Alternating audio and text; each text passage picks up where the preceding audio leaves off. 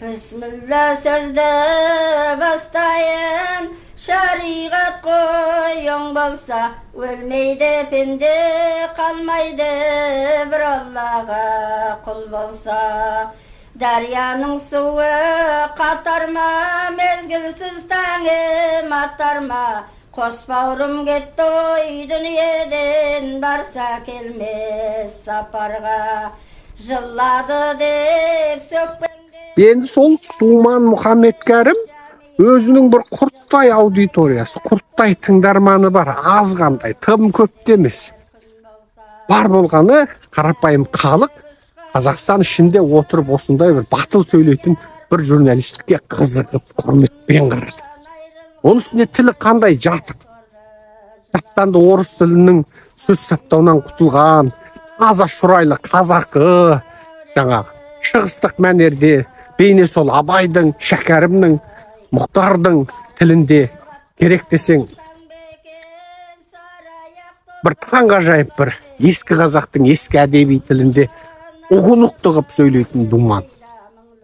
Ана біздің жарым-жартылай орыс жоққан дүбәрәлер сияқты әбектікті бұлай, сәбектікті бұлай деп миды шертпейді. Бөтен сөзбен сөз арасын былғамайды, Абайша айтқанда.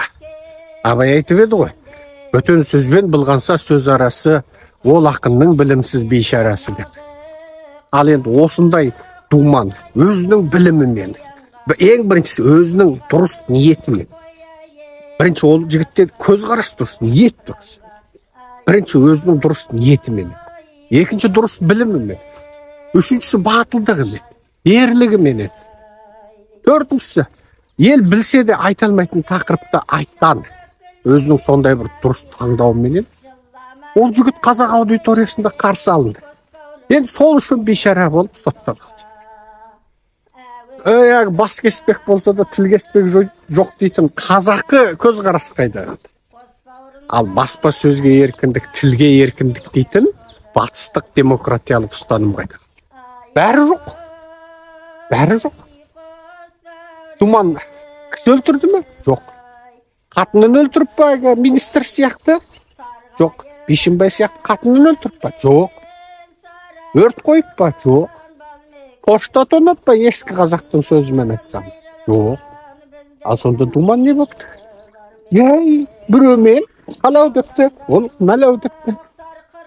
Сосын сөйлесек депті. Болды, сөйлесіп қапты.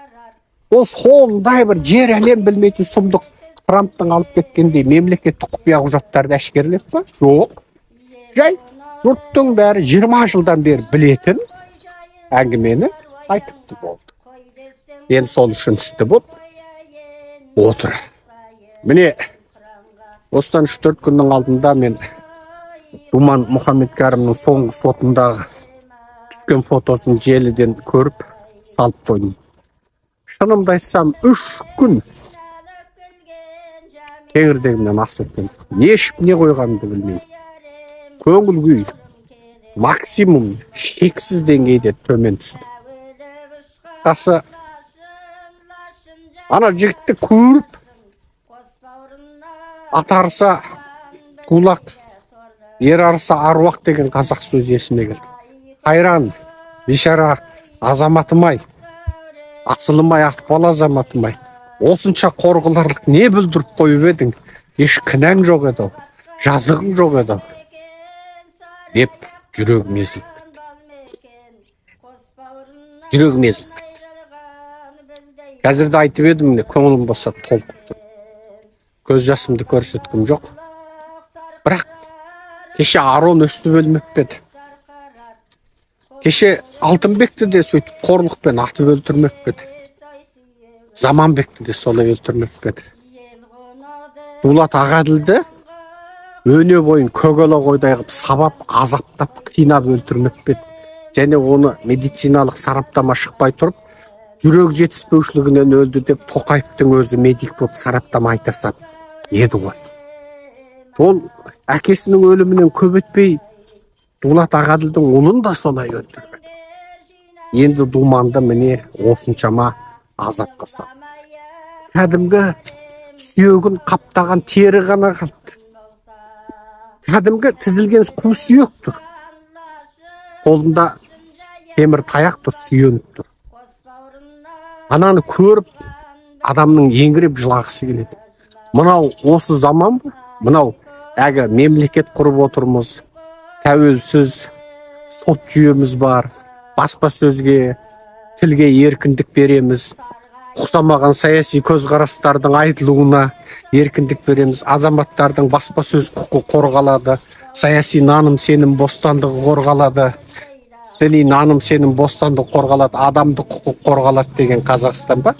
Конституцияда осының бәрін әдемілеп жазып қойып, енді бар болғаны бір сұхбат үшін бір қазақтың алтын жігітін өстіп қорлап 1 жылдан бері түрмеде ұстайды.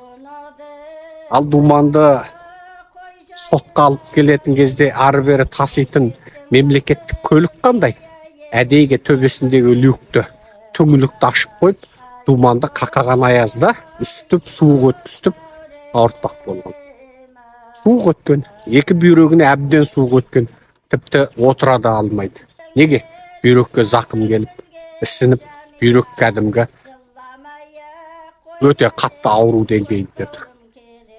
Жанына аурудың батқандығы соншалық, Думан кәдімгі құр терісі мен құр сүйегі ғана қалған ғой. Осыншама қорлау. Дулат Ағаділді міне жап-жас жігітті өлтірді.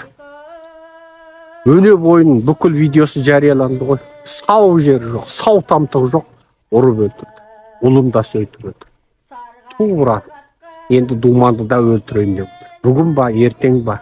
Егер Думан дұрыс медициналық көмек алмаса, бүгін ертең өледі. Ана түрімен көпке бармайды.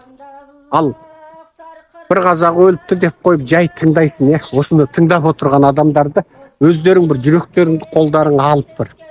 Өздерің бір таразылап бір баға беріңдерші. Жай бір қазақ өліп қапты, аты Думан екен, тегі Мұхаммед Кәрім екен, болды, өліп қапты, бір қазақ өліп қапты. Ол сенің нағашың ғой, ол сенің құдаң ғой, ол сенің жиенің ғой, ол сенің жегжатың ғой. Осаған туыс қой ол. Ол сенің құдаңның құдасы ғой. Ал енді осыншалық деңгейде біз солай жат бауыр болатын халық бедік.